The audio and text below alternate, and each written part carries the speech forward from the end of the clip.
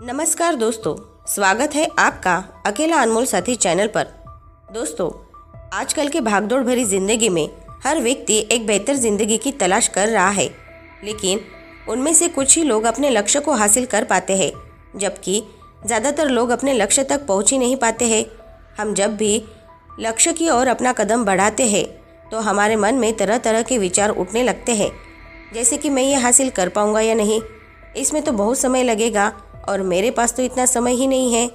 अगर मैं असफल हो गया तो लोग क्या कहेंगे।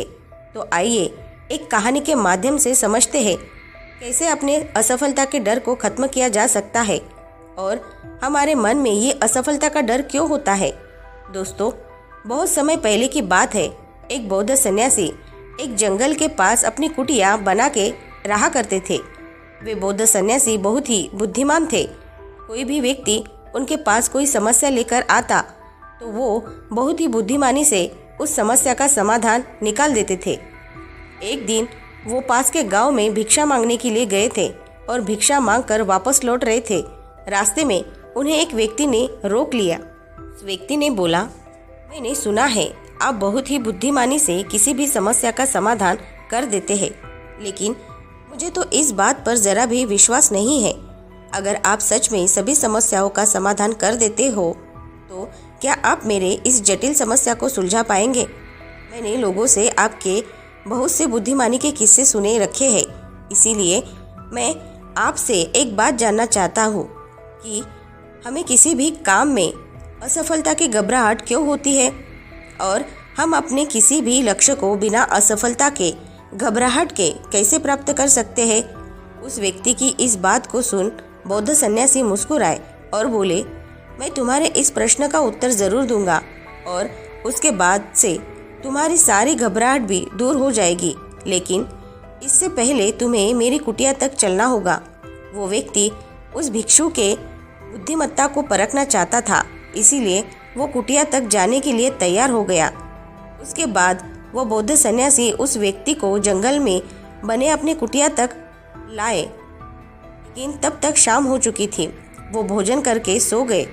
जब वो अगले दिन उठे तब बौद्ध सन्यासी ने उस व्यक्ति से कहा, चलो आज मैं तुम्हें जंगल की सैर करा के लाता हूँ। और वो दोनों जंगल की तरफ निकल पड़े। कुछ समय बाद बौद्ध सन्यासी ने उस व्यक्ति को एक गुफा दिखाई और कहा, चलो मैं इस गुफा की तुम्हें सैर कराता हूँ। व्यक्ति ने कहा, हाँ चलिए, मुझे भी जंगल के इस गुफा को देखने की काफ़ी दिनों से चाहत थी। उसके बाद दोनों गुफा के अंदर चले गए। गुफा के अंदर काफ़ी अंधेरा था, लेकिन कुछ समय बाद चुपके से बौद्ध सन्यासी गुफा से बाहर आए और उस गुफा के द्वार को बाहर से बंद कर दिया। उस व्यक्ति ने गुफा के भीतर से बहुत आवाज़ दी, हे मुनिवर, आप कहाँ चले गए? आप मुझे जवाब क्यों नहीं दे रहे हैं? बहुत देर तक कोई जवाब नहीं मिलने पर वो घबरा गया। घबरा कर गुफा के द्वार की तरफ भागा। जैसे ही गुफा के प्रवेश द्वार पर पहुंचा, हैरान रह गया। यहाँ तो किसी ने गुफा के द्वार को बंद कर दिया है। अब मैं बाहर कैसे निकलूँगा? वो अकेले अकेले उस गुफा में काफ़ी भयभीत हो गया और सोचने लगा कि कहीं उस सन्यासी ने मुझे मारने की योजना तो नहीं बनाई थी। और वो गुफा में इधर उधर घूमकर बाहर निकलने का रास्ता ढूंढने लगा। वो गुफा में काफ़ी देर तक इधर उधर भटकता रहा, लेकिन उसे बाहर निकलने का कोई रास्ता नहीं मिला। साथ ही अब उसे जोरों की भूख और प्यास भी लग रही थी, इसीलिए वो शांत होकर एक जगह पर बैठ गया। तभी एक सुरंग से उसे सूर्य की रोशनी आती हुई दिखाई दी, पर उस रोशनी आ रही सुरंग तक पहुंचना बहुत ही कठिन था।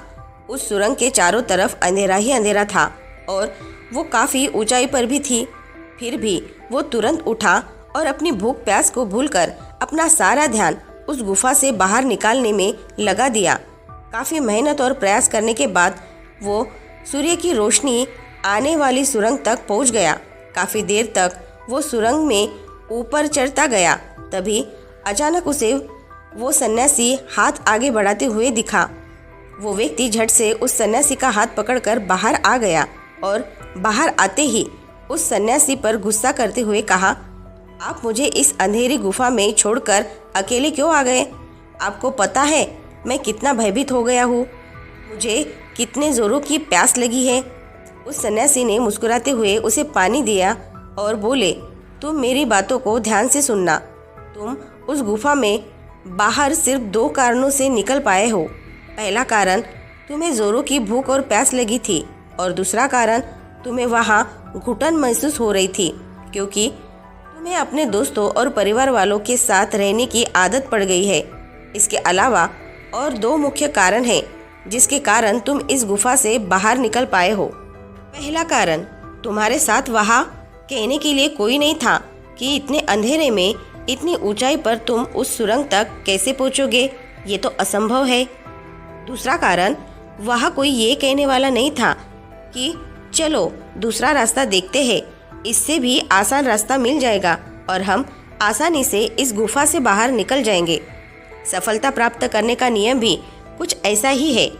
सफलता प्राप्त कैसे कर सकते हैं, इसे समझाने के लिए मैंने एक छोटी सी दुनिया बनाकर दिखाई है, और वास्तव में सफलता प्राप्त करना इससे भी जटिल है।